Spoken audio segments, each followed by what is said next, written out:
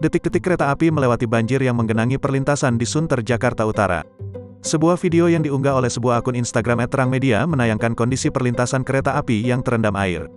Diketahui beberapa kawasan di Jakarta Utara akhir-akhir ini kerap dilanda banjir karena dampak air rob yang berasal dari kawasan pelabuhan Sunda Kelapa.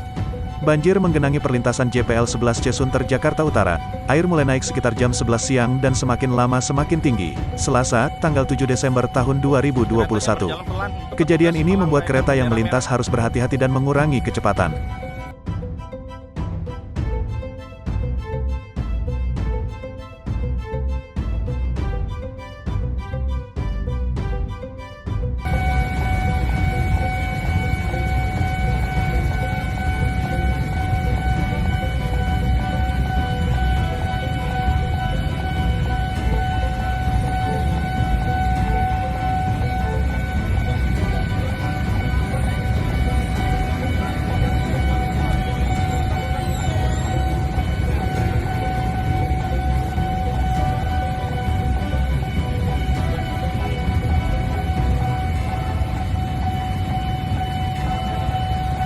Bendera merah dikibarkan.